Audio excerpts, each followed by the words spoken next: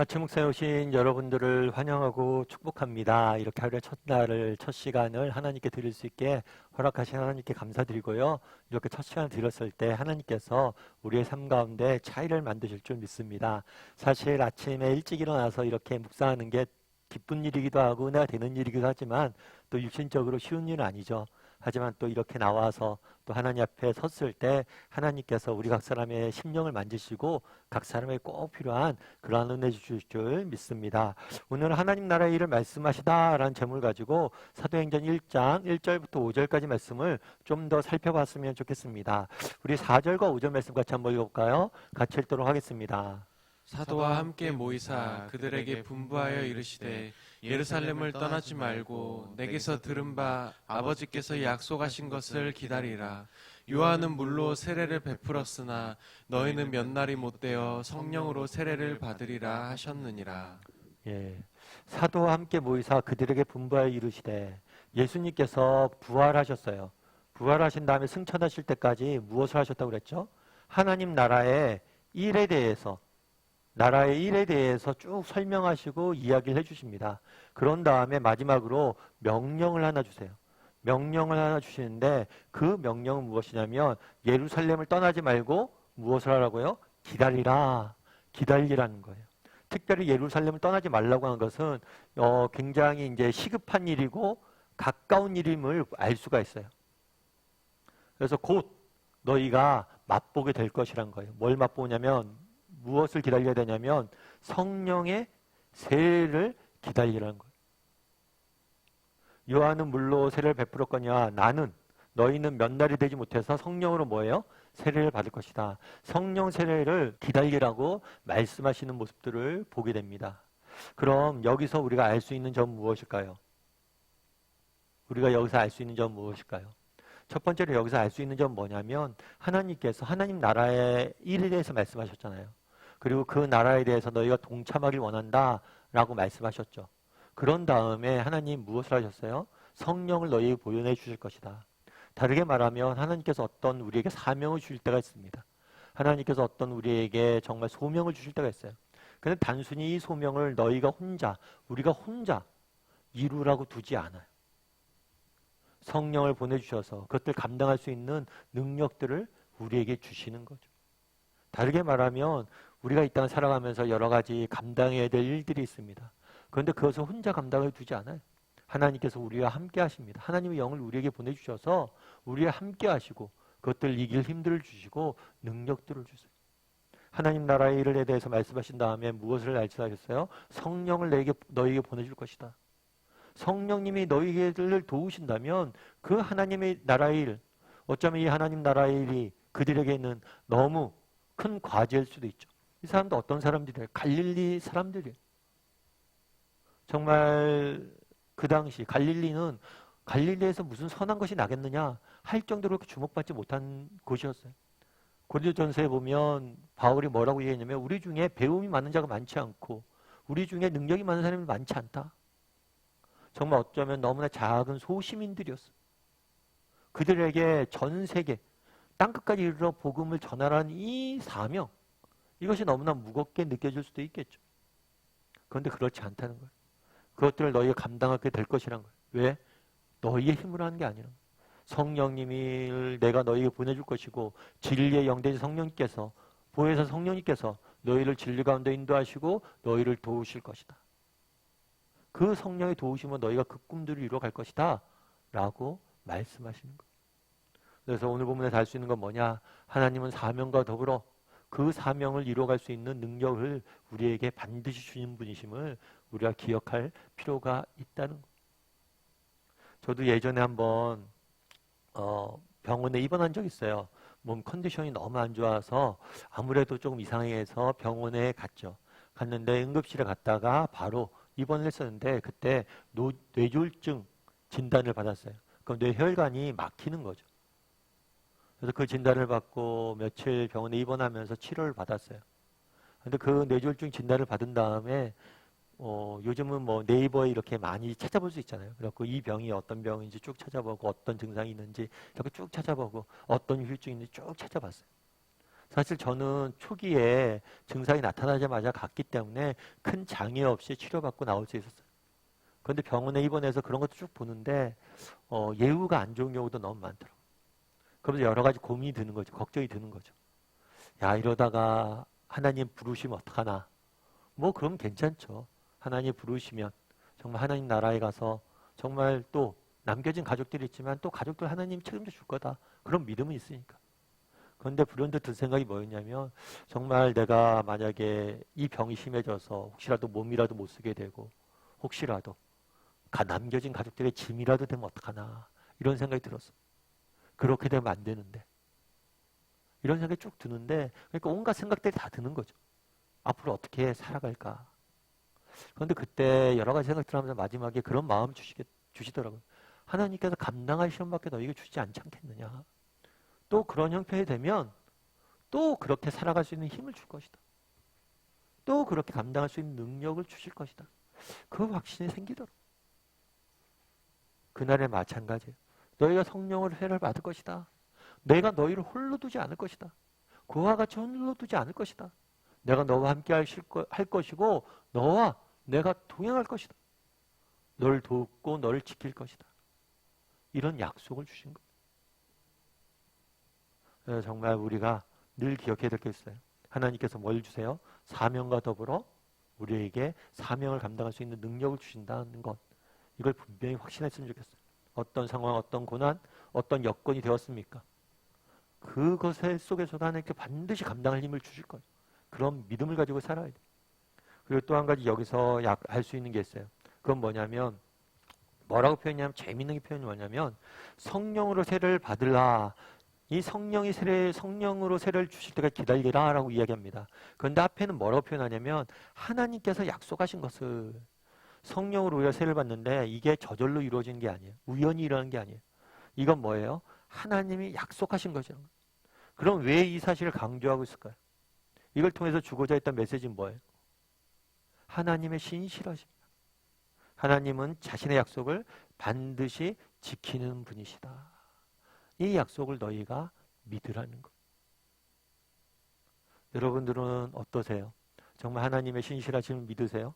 정말 하나님이 반드시 약속을 지키는 분이심을 믿으세요? 물론 때로는 그럴 때가 있어요. 하나님의 약속과 우리의 현실이 다르게 느껴질 때가 있어요. 성경에 보면 하나님의 자녀들을 하나님께서 얼마나 사랑하시고 가장 좋은 것, 귀한 것을 우리에게 응답하신다고 약속하시죠.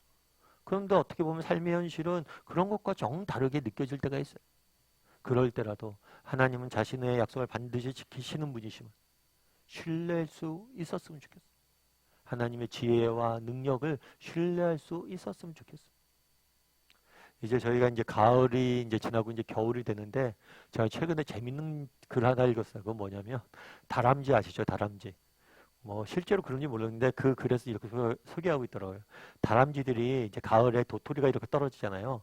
그 도토리를 나중에 먹으려고 땅에 다 묻어둔대요. 도토리를 지가 주워서 먹기도 하지만 자기가 땅에 묻어두려고 보관하는 거죠. 그런데 재밌는 건 이 다람쥐들이 이 도토리를 다 묻어두자는 땅이에요. 그런데 다 기억을 하지 못한대요. 어디에 뭐가 묻어 있는지. 그래서 어떤 도토리들은 땅에 묻어져서 그냥 썩어버리는 경우가 있대요. 그런데 재밌는 거는 그 도토리를 땅에 묻어서 썩어버리잖아요. 그럼 나중에 봄에 되면 뭐가 돼요? 거기서 싹이 나는 거죠. 싹이 나서 다시 도토리가 되는 거예요. 다람쥐들이 다 까먹잖아요. 어디에 숨겼는지. 그런데 그 까먹음을 통해서 오히려 더 풍성한 은혜를 누리게 하는 거죠. 참 그런 거 보면서 하나님의 지혜에 대해서 굉장히 많이 생각했어요.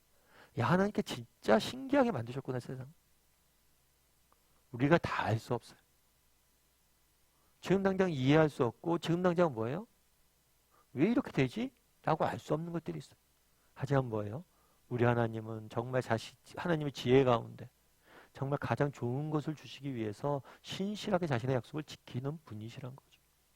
그래서 나는 얼마나 이런 하나님이 신실하신 분이심을 신뢰하고 있는지 한번 돌아봤으면 좋겠어요.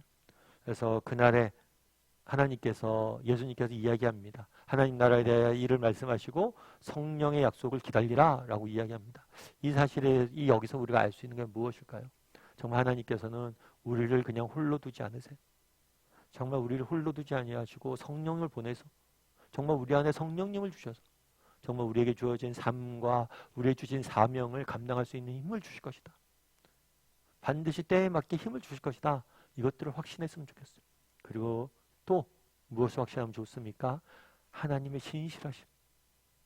그래서 정말 난 얼마나 하나님의 신실하심을 신뢰하는 사람인지, 하나님께서 때를 따라 능력 주실 것을 믿고 있는 사람인지 돌아보고 또 그런 사람이 되도록 결단하는 오늘 하루가 되었으면 좋겠습니다.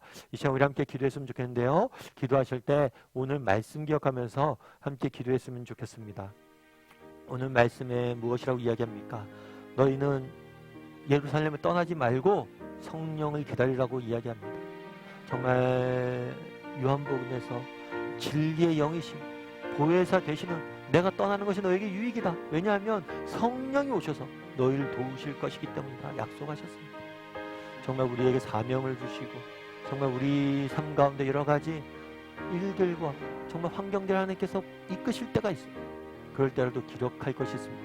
우리에게 삶과 사명을 주신 하나님께서 그걸 감당할 능력을 주실 것이다.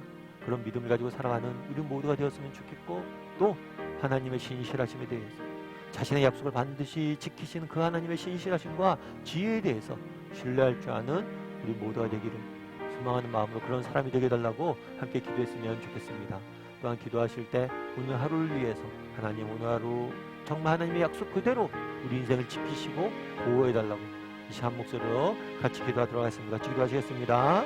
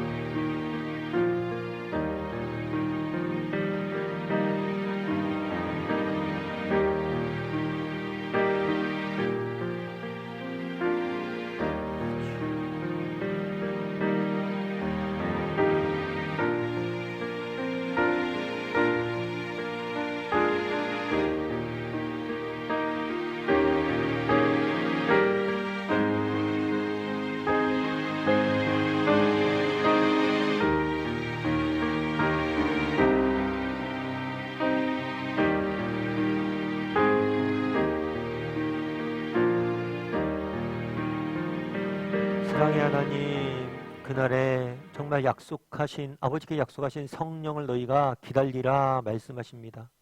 정말 우리를 그와 같이 내버려 두지 아니하시고 우리를 진리 가운데 인도하실 보혜사 되신 성령님을 보내시고 약속하셨고 그것들을 이루어 가신 하나님의 모습들을 보게 됩니다. 정말 이 땅 살다 보면 힘들고 지칠 때가 있습니다. 그럴 때라도 성령 하나님께서 나와 함께 계시고 그분이 나를 도우실 것이고 그분이 나를 진리 가운데 인도하실 것이다라는 사실을 믿고 한 걸음 한 걸음 믿음의 길을 걸어갈 수 있는 우리 모두가 될 수 있도록 주여 은혜를 더하여 주시옵소서. 하나님은 누구십니까? 자신의 약속을 반드시 지키는 신실한 분이십니다. 때론 정말 우리의 현실이 정말 우리의 이해되지 않는 상황, 형편, 여건들로 처해지는 상황이 있다 할지라도 하나님의 지혜를 신뢰함으로 정말 하나님의 신실하심을 신뢰함으로 끝까지 믿음을 지켜갈 줄 아는 우리 모두가 될 수 있도록 주여 은혜를 더하여 주시옵소서. 아버지 하나님 오늘 하루의 삶을 하나님 앞에 올려드립니다. 하나님께서 우리의 삶들을 기뻐 받아주시고 우리 삶 가운데 역사해 주시고 우리 삶 가운데 정말 하나님의 영광을 나타내 주시옵소서. 그래서 우리의 삶을 통해서 정말 빛과 정말 소금의 역할들을 잘 감당할 수 있는 우리 모두가 될 수 있도록 주여 은혜를 더하여 주시옵소서. 오늘 하루도 우리 인생을 지키시고 보호하시고 인도해 줄 믿사오며 모든 말씀 예수님의 이름으로 기도드리옵나이다. 아멘.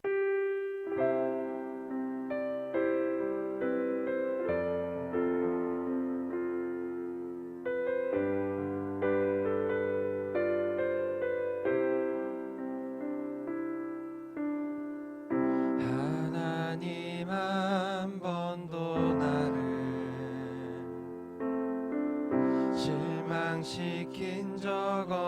받으시고 언제나 공평과 은혜로 나를 지키셨네.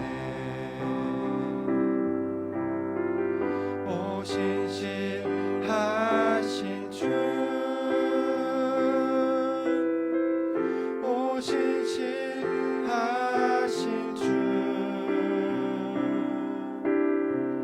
내 너를 떠나지도 않으리라. 내 너를 버리지도 않으리라. 약속하셨던 주님, 그 약속을 지키사 이후로도 영원토록 나를 지키시리라 확신하네. 지나온 모든 세월들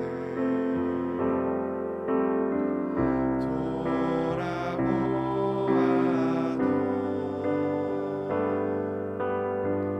그 어느 것 하나 주의 손길 안 미친 것 전혀 없네.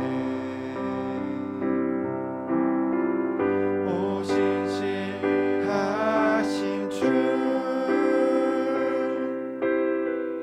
오 신실하신 주,